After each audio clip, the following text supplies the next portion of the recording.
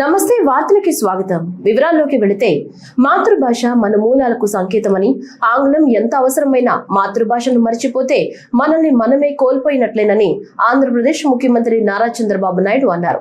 గుంటూరులో నిర్వహిస్తున్న ప్రపంచ తెలుగు మహాసభల్లో పాల్గొన్న సీఎం చంద్రబాబు తెలుగు భాష గొప్పతనాన్ని చాటి చెప్పారు. దేశంలో వందలాది భాషలు ఉన్నప్పటికీ కేవలం 6 భాషలకే ప్రాచీన హోదా లభించిందని, వాటిలో తెలుగు భాష ఒకటిని గుర్తు చేశారు. హిందీ, బెంగాలీ, మరాఠీ తర్వాత దేశంలో అత్యధికంగా మాట్లాడే భాష తెలుగు అని, ప్రపంచవ్యాప్తంగా సుమారు 10 కోట్ల మంది తెలుగు మాట్లాడుతున్నారని తెలిపారు. ఈ మహాసభలకు 40 దేశాల నుంచి ప్రతినిధులు హాజరయ్యారని తెలిపారు. తెలుగు ఆత్మ గౌరవాన్ని ప్రపంచానికి చాటి చెప్పిన మహానేత ఎన్టీఆర్ పేరు ఈ వేదికకు పెట్టడం గర్వకారణమని అన్నారు. గిడుగు వెంకటరామూర్తి చేసిన సేవలను తెలుగు జాతి ఎప్పటికీ మరవదని స్పష్టం చేశారు. హిందీ, బెంగాలీ, మరాఠీ తర్వాత దేశంలో ఎక్కువ మాట్లాడే భాష తెలుగు భాష. ప్రపంచం మొత్తం మీరు చూస్తే దగ్గర 10 కోట్ల మంది తెలుగు మాట్లాడుతున్నారు. ఈరోజు ఈ మీటింగ్కి 40 దేశాల నుంచి ప్రతినిధులు వచ్చారంటే వారందరికీ స్వాగతం పలుకుతున్నా. ఆంధ్రప్రదేశ్ రాష్ట్ర ప్రభుత్వం తరపున చెప్పి మరొక్కసారి విజ్ఞప్తి చేస్తున్నా, ఇలాంటి సభలు తెలుగు భాష పరిరక్షణకు, గొప్పతనాన్ని చాటేందుకు ఉపయోగపడతాయి. ఇందుకు మనస్ఫూర్తిగా ఆంధ్ర సారస్వత పరిషత్తుకి నా ధన్యవాదాలు. పెద్దలందరూ మాట్లాడారు, అనేక విషయాలు చెప్పారు. తెలుగు రచనలు అనగానే మనకు గుర్తొచ్చేది ఆది కవి నన్నయ్య. ఆయన రాసిన మహాభారతం, కవిత్రయం నుంచి అష్టదిగ్గజాల వరకు, గురజాడ నుంచి శ్రీ దాశరథి వరకు ఎందరో మహానుభావులు తెలుగు భాషకు పనిచేశారు. తెలుగు వైభవాన్ని చాటారు. పోతన భాగవతం, శ్రీనాథుడి భీమఖండం, వేమన, సుమతి, భాస్కర పద్యాలు మర్చిపోలేం. ఇప్పుడే పెంబసాని చంద్రశేఖర్ గారు చెప్పారు, ఆయన ఏ విధంగా అయితే పిల్లలు పెంచుతున్నారో అదే విధంగా అందరం కానీ పిల్లల్ని పెంచగలిగితే తెలుగు భాష ఎక్కడికి పోదు, ప్రతి ఇంట్లో ఉంటుంది. ప్రపంచంలో మనం ఎక్కడున్నా మన భాష శాశ్వతంగా ఉంటుందని చెప్పి కూడా నేను మీకు తెలియజేస్తున్నా. అబ్దుల్ కలాం పేరుతో నెల్లూరులో ఇంటర్నేషనల్ స్కూల్ ఏర్పాటు చేయడం మంచి పరిణామమని మంత్రి పొంగూరు నారాయణ అన్నారు. నెల్లూరులోని పరమేశ్వరి నగర్ లోని వక్ఫ్ బోర్డుకు చెందిన స్థలంలో ఈ ఇంటర్నేషనల్ స్కూల్ నిర్మాణానికి భూమి పూజ కార్యక్రమాన్ని నిర్వహించారు. మంత్రి నారాయణ నెల్లూరు పర్యటనలో భాగంగా బీసీ భవన్ లో ప్రతిభావంతులైన విద్యార్థులకు అభినందన పత్రాలను అందించారు. వక్ఫ్ బోర్డు రాష్ట్ర చైర్మన్ అబ్దుల్ అజీజ్ ఆధ్వర్యంలో నెల్లూరులోని పరమేశ్వరి నగర్ లో నిర్వహించిన మైనార్టీ ఇంటర్నేషనల్ స్కూల్ భూమి పూజ కార్యక్రమంలో MP Vemireddy Prabhakar Reddy, rural MLA Kotamreddy Sridhar Reddy, NUDA chairman Kotamreddy Srinivasulu Reddy అధికారులు పాల్గొన్నారు. ఈ సందర్భాన్ని పురస్కరించుకుని మైనార్టీ యువత భారీ ర్యాలీగా మంత్రి, ఎంపీ, ఎమ్మెల్యేలను భూమి పూజ కార్యక్రమానికి ఘనంగా ఆహ్వానించారు. అదేవిధంగా రాజ్యసభ సభ్యుడు సీఎం రమేష్ వాళ్ళ బ్రదర్, వాళ్ళిద్దరిని రిక్వెస్ట్ చేశాను. వాళ్ళు కూడా ఒక స్కూల్ తీసుకోవడానికి ముందుకొచ్చారు. వారికి యాక్చువల్గా ఈ స్కూల్ ఇచ్చాను. అనేక మంది దాతలు ఈరోజు రిక్వెస్ట్ చేయగా నేను యాక్సెప్ట్ చేస్తున్నాను. 200 కోట్ల రూపాయలు, అంతా ఇంత కాదు. అంటే పేదరికం అంటే ఏందో తెలిసిన వాడిని కాబట్టి చేస్తున్నారు. ఈ యొక్క సీఎం రమేష్ వారి యొక్క సపోర్ట్తో, నారాయణ గ్రూప్ సపోర్ట్తో ఈ స్కూల్ని బ్రహ్మాండమైన స్కూల్గా చేస్తారు. ఎందుకంటే నిరుపేదలు ఎక్కువ మంది నా కంటితో చూసింది 42వ డివిజను, 43వ డివిజను, 48వ డివిజను, పక్కన డివిజన్స్. కాబట్టి వాళ్ళకి ఏదో ఒకటి చేయాలని ఉద్దేశంతోనే ఆ రోజు కారులో పోతూ ఈ మధ్య రీసెంట్గా ఒక 10 days back, 1 week back Aziz అన్న అన్ని డివిజన్లలో ఏదో ఒకటి చేస్తున్నాం, పార్కులని అవన్నీ పెద్దవి చేస్తున్నాం,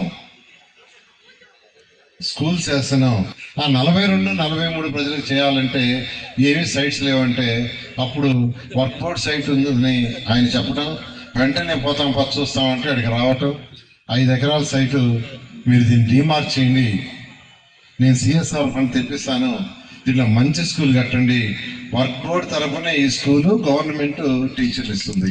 గుంటూరు జిల్లా మంగళగిరి శ్రీ లక్ష్మీ నరసింహస్వామి దేవస్థానాన్ని మారిషస్ దేశ అధ్యక్షులు ధరంబీర్ గోకుల్ దర్శించుకున్నారు. స్వామివారి దేవస్థానాన్ని సందర్శించిన ధరంబీర్ గోకుల్ స్వామివారికి ప్రత్యేక పూజలు నిర్వహించారు. ధరంబీర్ గోకుల్ దంపతులకు ఆలయ ప్రధాన అర్చకులు పూర్ణ కుంభంతో స్వాగతం పలికారు. ఆలయ ప్రధాన సహాయక నిర్వాహక అధికారి ఈవో సునీల్ కుమార్, ఆలయ సిబ్బంది తదితరులు పాల్గొన్నారు.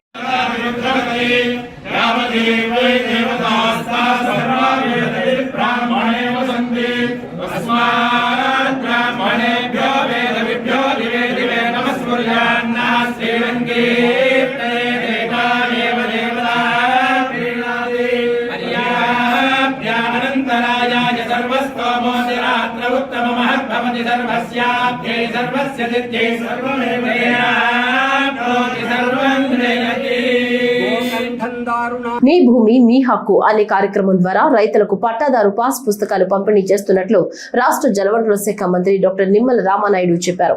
పశ్చిమ గోదావరి జిల్లా పాలకొల్లు మండలం ఆగర్రు గ్రామంలో జరిగిన కార్యక్రమంలో 800 మంది రైతులకు పట్టాదారు పాస్ పుస్తకాలను పంపిణీ చేశారు. ఈ సందర్భంగా మంత్రి మాట్లాడుతూ భూ యజమానులతో కూడిన ఫోటోలను ముద్రించిన పాస్ పుస్తకాలను పంపిణీ చేస్తున్నామన్నారు. అట్లా మన కష్టార్జితం అయినటువంటి ఆ భూమి మీద హక్కు అనేది మనకు మాత్రమే ఉండాలి అనేటువంటి ఆలోచన ప్రతి ఒక్కరికి ఉంటుంది. ఇది సహజం. ఈ దేశానికి స్వతంత్రం వచ్చిన దగ్గర నుండి కూడా ఆ రకంగానే మన భూమి మీద మనకు మాత్రమే హక్కు ఉండేటువంటి విధానం కొనసాగుతూ ఉన్నటువంటి పరిస్థితికి భిన్నంగా 2019లో ఒక్క ఛాన్స్ అంటూ అధికారంలోకి వచ్చినటువంటి పార్టీ మొట్టమొదటిసారిగా దేశ చరిత్రలో, రాష్ట్ర చరిత్రలో ఎక్కడ లేనటువంటి విధంగా మన భూమి మీద ఉన్నటువంటి మన హక్కుని కాలరాచి మన భూమి మీద ఆ యొక్క జగన్మోహన్ రెడ్డి వైఎస్ఆర్సీపీ పార్టీకు హక్కు ఉండేటువంటి విధంగా 2 రకాలుగా, ఒకటి ల్యాండ్ టైటిలింగ్ యాక్ట్ అని ఒకటి తీసుకొచ్చి, రెండవది మీ యొక్క భూములకి సంబంధించినటువంటి సర్వే రాళ్ళ దగ్గర నుంచి, పాస్బుక్ల దగ్గర నుంచి, డాక్యుమెంట్స్ దగ్గర నుంచి ఆయన ఫోటోలతోటి ఆయన యొక్క పార్టీ రంగులతోటి నింపేసినటువంటి పరిస్థితి. ఇప్పుడు ఇస్తున్నటువంటి పాస్బుక్ అంతా కూడా మీరు చూస్తూ ఉన్నారు. భూమి యజమానిపు హక్కు చట్టం మరియు జిల్లా సాగు పర్యవేక్షణ అంటే ఈ రకంగా గవర్నమెంట్ ఆఫ్ ఆంధ్రప్రదేశ్ అంటే ఈ రకంగా దీని మీద అంతా కూడా మన గవర్నమెంట్ ఆఫ్ ఆంధ్రప్రదేశ్ పేరు మీద ఈరోజు మీకు ఈ పాస్బుక్ ఇస్తున్నటువంటి పరిస్థితి. దీంట్లో ఎక్కడ కూడా మరి అన్నీ కూడా అంతా మీ ఫొటోసు, మీ యొక్క ఎవరైతే సాగుదారులు రైతులు ఎవరైతే ఉన్నారో వాళ్ళకి సంబంధించిన ఫోటోలు, అదేవిధంగా గవర్నమెంట్ ఆఫ్ ఆంధ్రప్రదేశ్ సంబంధించినటువంటి లోగోతోటి, ఇది ఒక రాజముద్రతోటి ఈవేళ మీకు ఈ యొక్క పాస్బుక్లు అన్నీ కూడా మీ అందరికీ ఇస్తున్నటువంటి పరిస్థితి. తిరుపతి కలెక్టరేట్ లో జరిగిన ప్రజా సమస్యల పరిష్కార వేదిక కార్యక్రమంలో ప్రజల నుంచి వినతులను కలెక్టర్ డాక్టర్ ఎస్ వెంకటేశ్వర్ స్వీకరించారు. రెవెన్యూ పరమైన సమస్యలు అధికంగా రావడంతో వాటిపై ప్రత్యేక దృష్టి పెట్టాలని రెవెన్యూ అధికారులను కలెక్టర్ ఆదేశించారు. అలాగే ప్రజల నుంచి స్వీకరించిన వినతులను ఆన్లైన్ లో నమోదు చేయాలని, త్వరితగతిన సమస్యలకు పరిష్కారం చూపాలన్నారు.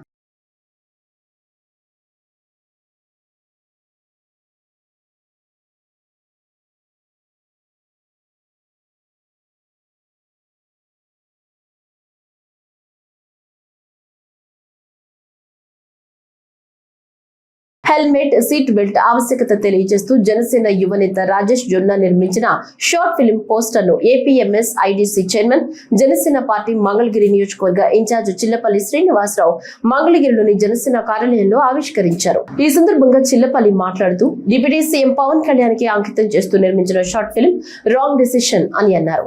హెల్మెట్ పెట్టుకోకపోవడం వల్ల, సీట్ బెల్ట్ ధరించకపోవడం వల్ల జరిగే అనర్థాలను షార్ట్ ఫిల్మ్ రూపంలో చిత్రీకరించిన చిత్ర బృందాన్ని ప్రత్యేకంగా అభినందించారు. సినిమా ప్రొడ్యూసర్ జనసేన యువనేత జొన్న రాజేష్ మాట్లాడుతూ సమాజం పట్ల బాధ్యత కలిగి ఉండాలన్న పవన్ కళ్యాణ్ సూచనలే ఆదర్శంగా ప్రజల్లో అవగాహన కలిగించేందుకు తమ వంతు బాధ్యతగా ఈ చిత్రాన్ని నిర్మించడం జరిగిందన్నారు.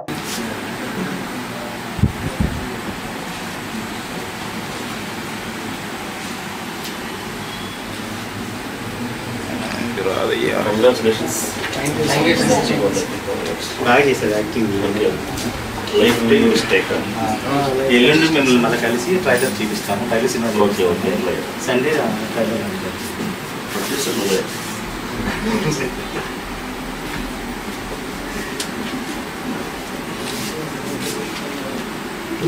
నాకు దీంట్లో గడప సరిపోతాయి.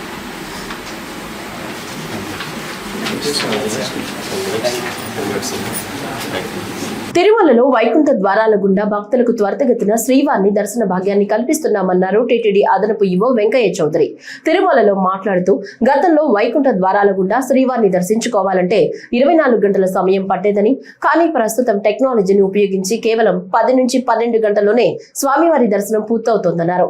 సమన్వయంతోనే భక్తులకు త్వరితగతిన దర్శన భాగ్యం సాధ్యమవుతుందని, ఈ నెల 8వ తేదీ వరకు శ్రీవారి వైకుంఠ ద్వారాలను తెరిచే ఉంచుతామన్నారు. లోపలే దర్శనం చేయడం అనేది ఇక్కడ చాలా ఇంపార్టెంట్. సో ఒకప్పుడు 24 గంటలు 23 గంటలు ఉండే దర్శన టయాన్ని మనం ఇప్పుడు చాలా వరకు క్యూ మేనేజ్మెంట్ ద్వారా టెక్నాలజీ ఉపయోగించి అందరూ కూడా కలిసికట్టుగా పనిచేయడం వలన దాదాపు 12 గంటలకి తీసుకురావడం జరిగింది. ఈరోజు కూడా ఎప్పుడు కూడా 12 గంటలు దాటకుండా దర్శనం కంట్రోల్లో టైం మేనేజ్మెంట్ చేసుకుంటూ క్యూ మేనేజ్మెంట్ చేసుకుంటూ అలానే ఎప్పటికప్పుడే క్యూ లైన్ ఎంతవరకు తీసుకోవాలా, ఎంతమంది తీసుకోవాలో కూడా ఎప్పటికప్పుడే రియల్ టైంలో అక్యురేట్ చేసుకుంటూ కమాండ్ కంట్రోల్ ద్వారా ఎప్పటికప్పుడే ఇన్ఫర్మేషన్ తీసుకుంటూ ఖచ్చితంగా కరెక్ట్గా ఈ 5వ రోజు కూడా చాలా నిర్విఘ్నంగా ఉత్తర ద్వార దర్శనం జరుగుతూ ఉన్నది. రాబోయే కాలంలో కూడా రాబోయే 8వ తారీఖు దాకా కూడా ఇలానే నిర్వహించడం జరుగుతుంది. అందరూ కూడా చాలా భక్తి శ్రద్ధలతో ఉత్సాహంతో అందరూ కూడా కలిసికట్టుగా ఒక టీముగా కూడా వర్క్ చేయడం వలన నిర్విఘ్నంగా జరుగుతుందని ఈ సందర్భంగా తెలియజేస్తాను. ఓం నమో వెంకటేశ్వర.